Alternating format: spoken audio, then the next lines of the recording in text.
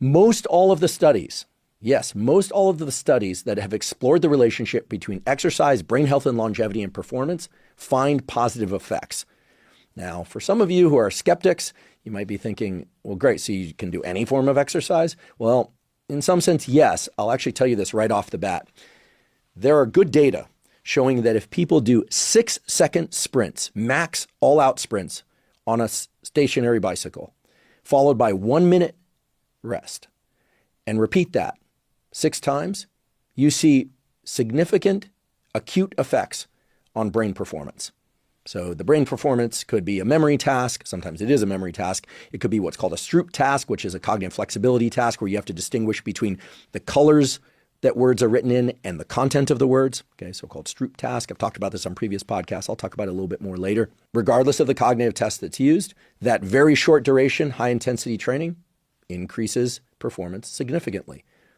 As well, 20 or 30 minutes of so-called steady state cardio, figuring out how fast you can run or row or swim or stationary bike for 20 to 30 minutes at a steady state. And then you analyze people's cognitive performance on a memory task. It can be a working memory task, so remembering a short string of numbers, or it could be math problems. It could be the Stroop task. Any number of different tasks reveal the same thing, which is that the longer duration, lower intensity cardio also significantly improves performance. Now, does that mean that you can do 6 rounds of 6 seconds of sprinting with a minute in between, or 20 minutes of cardiovascular exercise and get the same effect on brain performance? Well, if you're just looking at overall improvements in performance, so for instance, the percentage of information that you learn if you do or you don't do the exercise, or if you compare those 2 forms of exercise that I just mentioned, in that sense, yes, it really doesn't make a difference, which may have you scratching your head, but in a few moments, I'll explain why that is. On the other hand, different forms of exercise, of course, impact our bodily health differently. Higher intensity, shorter duration exercise, of course, impacts things like VO2 max and which circulating hormones and neuromodulators are going to be present very differently than longer duration, lower intensity exercise. So too, if you have people do single joint isolation resistance training exercises, like a single leg extension or both legs leg extension versus 10 sets of 10 in a squat exercise, you're going to see very different specific adaptations at the physical level, at the bodily level. But in every case where you explore the acute, the immediate changes that occur in brain output and function after people do that sort of exercise, you're going to see significant increases. When one does physical exercise, short duration, high intensity, cardio, or higher intensity resistance training, single joint training, compound training, single joint isolation exercises, compound exercises, one sees these increases in brain performance, at least acutely, in the immediate stage after the training. So we have to ask ourselves, why is it, how is it that all these different forms of exercise are positively impacting brain performance? And the answer is very simple and fortunately gives us tremendous leverage over our exercise and how to impact our brain health. And the answer is arousal.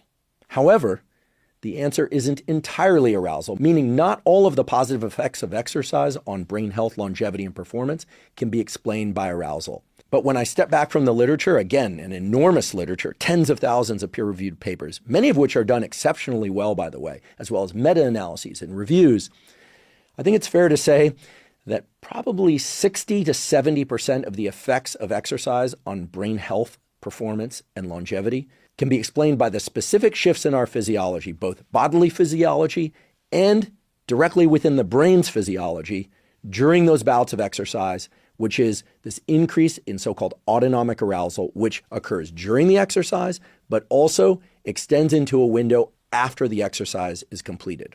So we have to talk about this relationship between exercise, arousal, and acute brain performance, meaning the improvements in brain performance that happen immediately after the exercise. And then we'll shift our focus to the effects of exercise that occur more chronically. That is, the effects of exercise on brain health and performance that occur in the hours, days, weeks, and years after we exercise, even if we are continuing to exercise every day or 3 times a week or whatever the frequency might be. But this issue of arousal is extremely important, and I assure you it's not trivial. In fact, it will help you understand a number of things in the domains of deliberate cold exposure, stress, trauma, And most importantly for today's discussion, it will help you design an exercise program that's geared towards giving you the maximum bodily health effects and the maximum brain health effects. There are a couple of different ways you can increase so-called autonomic arousal or levels of alertness. Sometimes it's called stress, but autonomic arousal is simply an increase in the amount of activity in the so-called sympathetic arm of the autonomic nervous system, which is nerd speak for more alert, more aroused, wide-eyed, ready to move, higher heart rate, higher blood pressure, more alertness. Increasing autonomic arousal improves learning and memory.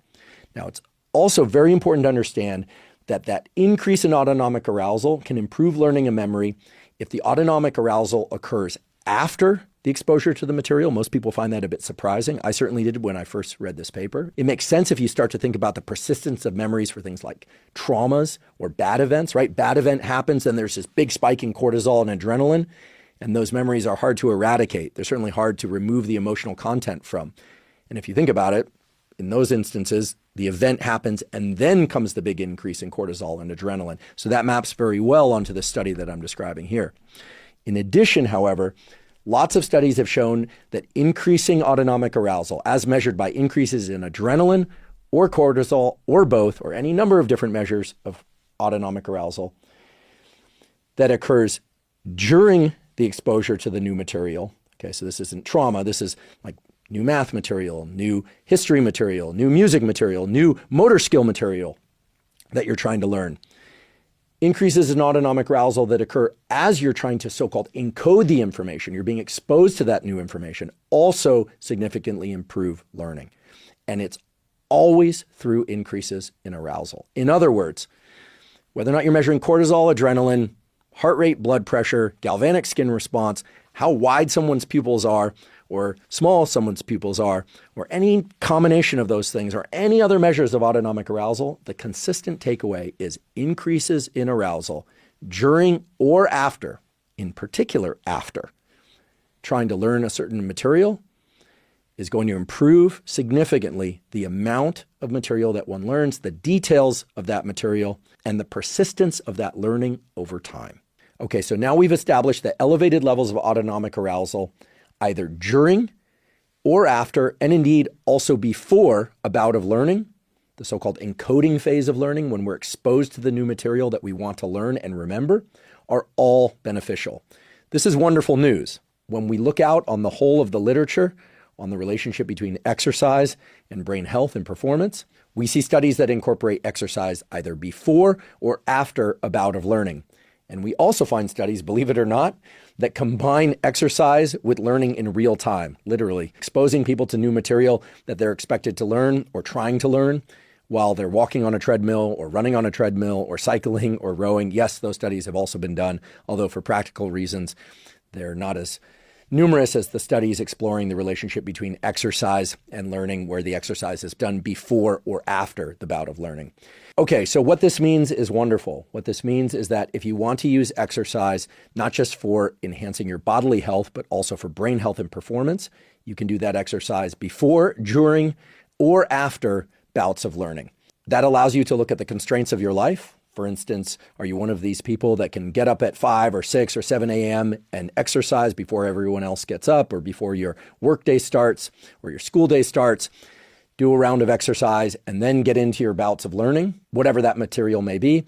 Or are you somebody who has to dive into the workday, school day, family obligations, etc., in which case you might only be able to exercise later in the day, but you're probably still somebody who would like to enhance their brain health and performance. So in that case, you might organize the thing that you're trying to learn, the encoding or the exposure to the thing that you're trying to learn, either in written form, so you're reading, or you're listening to it, or you're attending a class or classes, and then exercising after you're exposed to that material in order to get that elevated levels of arousal, not unlike the arrangement of the studies that I was talking about earlier, which used the ice exposure in order to generate increases in arousal and thereby to improve learning and memory. So in the show note captions for this episode, we've batched a number of different references that have explored the relationship between exercise and cognitive performance. And across those studies, and the ones that are referenced therein, you'll find studies where the exercise bout was done before, or the exercise bout was done during, or the exercise bout was done after a round of learning or encoding of information. And I should mention that different studies focus on different cognitive tasks. So exercise and the arousal associated with exercise has been shown to acutely improve recall, so just raw recall of material, the details in material. It's been shown to improve cognitive flexibility through things like the Stroop task. And so in a very convenient way, exercise has been shown to acutely improve performance on all those sorts of brain and memory tasks, which is greatly reassuring to all of us, because what it means is that it probably doesn't matter so much when you do your exercise or what it is that you're trying to learn. It's going to be beneficial as long as the thing that you're trying to learn and the exercise are positioned fairly closely in time. Now, all of this is focused, of course, on the relationship between exercise and brain function at the acute level, the immediate level. It's fair to say that all high-intensity exercise and resistance training is going to support brain function in the chronic sense, in the long-term sense. In fact, the literature points to that. And once again, I've batched the references for this episode so that they're grouped together according to the specific topics and timestamps. And the two studies that I recommend you look at if you're interested in this relationship between high-intensity training and cognitive function, in particular executive function, that cognitive flexibility I was talking about earlier, such as in the Stroop task. There's a wonderful article entitled Executive Function After Exhaustive Exercise.